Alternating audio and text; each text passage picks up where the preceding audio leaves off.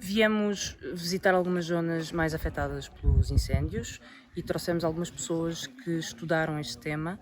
A Inês Gomes esteve num projeto a estudar os incêndios ao longo de várias décadas e eu queria que tu explicasses um bocadinho o que é o projeto e as principais conclusões e o que é que podemos tirar desse projeto para compreender o que se passa. Então, este é o projeto que chama-se Paisagens do Fogo. É um projeto que foi feito, portanto, na Faculdade de Ciências Sociais e Humanas da Universidade de Lisboa. O Miguel Carmo foi portanto, o investigador responsável e proponente do projeto, e foi um projeto que incluiu biólogos, historiadores, sociólogos. Portanto, foi uma equipa vasta que tentou, acima de tudo, perceber, do ponto de vista social, acima de tudo, como é que é a história destes grandes incêndios, como é que este regime do fogo destes grandes incêndios surgiu, uma vez que é um fenómeno relativamente recente. E o projeto incluiu não só uma análise nacional e uma análise de como é que o fogo se constituiu como um problema, tanto nos discursos políticos como na própria investigação científica, mas também análises de estudos de caso em La Palliumil e em Monchique, em que houve uma série de entrevistas às pessoas para perceber esta relação que elas tinham com o fogo e que se verificou que elas foram perdendo.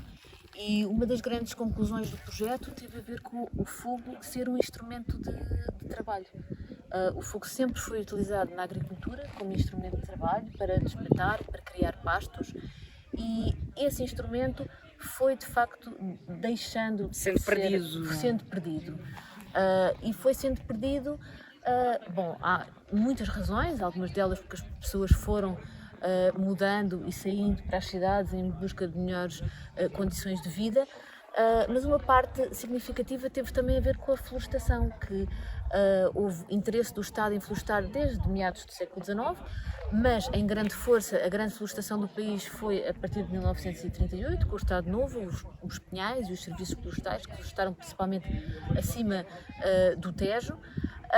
E de facto isto impedia as pessoas de usar aqueles terrenos baldios, que sempre eram de toda a comunidade e que permitia que as pessoas tivessem a sua agricultura e que tivessem as suas cabras e as suas ovelhas, e portanto impedindo as pessoas, estes usos foram de facto se perdendo. Portanto, esta relação das pessoas de saber dominar o fogo acabou por se perder, assim como toda esta variedade de agricultura, de floresta que existia, também começou a ser uma mancha mais contínua que permite que de facto haja esta transição para grandes incêndios que de antes não conseguiam ter esta propagação como agora. Só uma pergunta, porque há bocado estamos a falar sobre isso.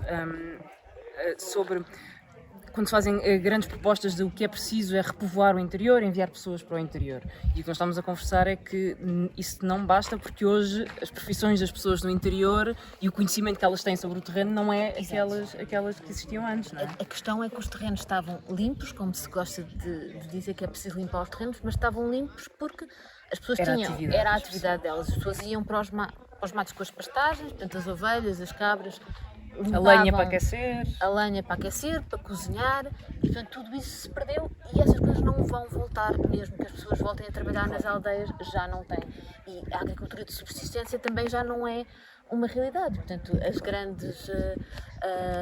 a agricultura já é feita em grandes latifúndios e portanto não é possível que as pessoas voltem a ter essa atividade agrícola. Portanto, é preciso encontrar outras medidas de acordo com o Estado para conseguir. Outras medidas que incluam as populações, mas que já não centradas nesta questão de voltar àquilo que era, porque a vida de antes era de facto uma vida miserável. Sim, nós não queremos esse regresso. E portanto, voltar ao passado, esta nostalgia pelo passado, é uma coisa que na verdade é muito. Claro, preciso encontrar outras formas para a frente.